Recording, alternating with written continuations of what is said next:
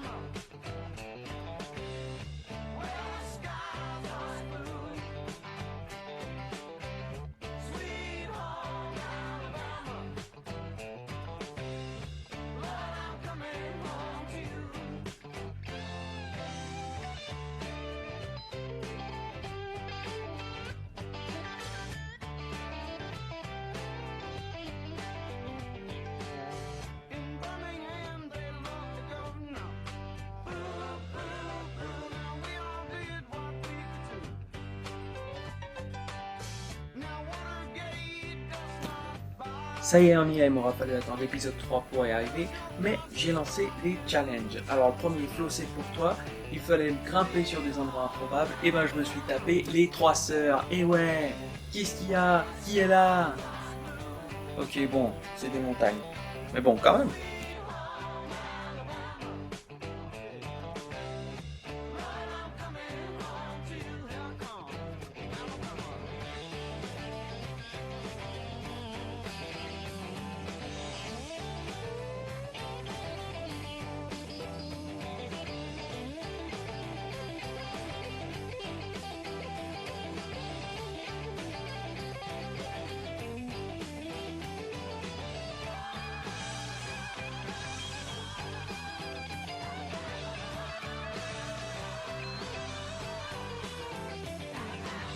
Maintenant, on est descendu dans la forêt tropicale. Ici, on l'appelle la rainforest.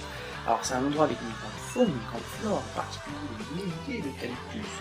Et c'est malgré tout un endroit très fragile qui a été déjà bousculé par l'action humaine, comme à cause de la mine de charbon qui était là 50 ans auparavant.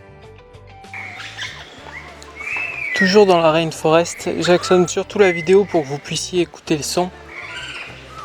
C'est incroyable.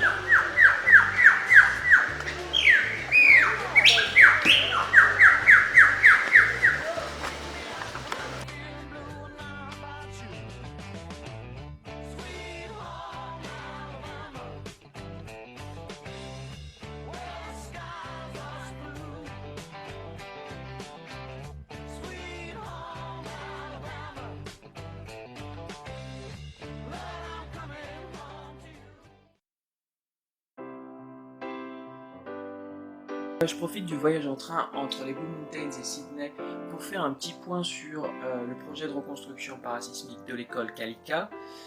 Pour le moment, j'ai rencontré différents membres du Lions Club, dont le Lions Club entier de Canberra, à qui j'ai expliqué le projet. Donc voilà, la décision sera votée le 14 février 2017, je vous tiens au courant, c'est dans 2 semaines.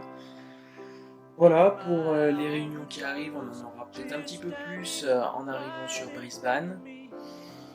On verra. Malgré tout, Sydney, Melbourne, 2 grosses villes, pas de résultats vraiment probants. Peut-être un deuxième essai sur Melbourne quand je reviendrai. Voilà. Mais pour le moment, c'est tout. J'ai pas besoin de vous dire où on est. Si? On est à Sydney, la ville la plus dense de l'Australie. Alors, c'est une ville ensoleillée, énergique et raffinée. Elle a été construite sur une des baies les plus belles du monde et également la plus profonde.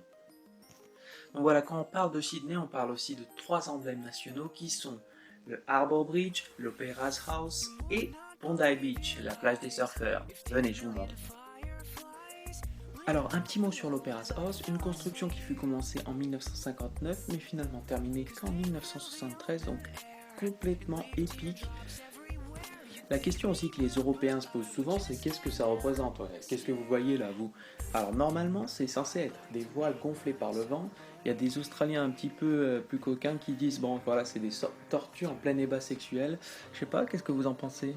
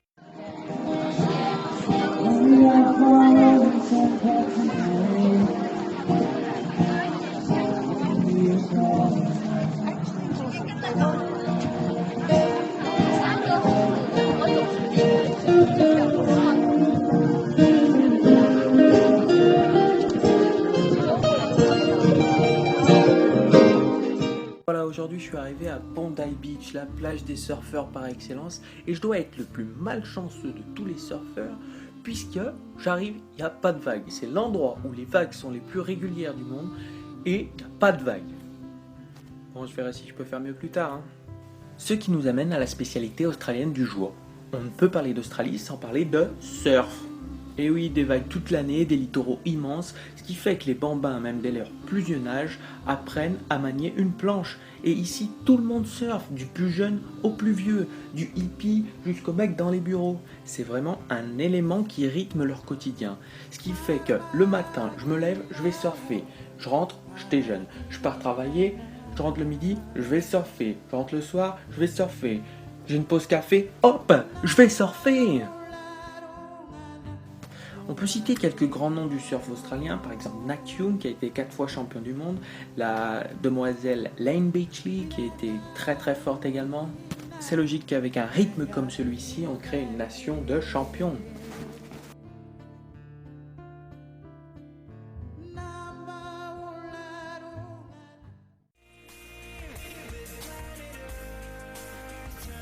Alors voilà, ici on est à Manly, beaucoup plus calme et familial que Bondi, mais magnifique aussi.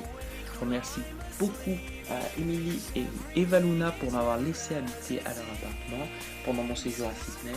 C'était super.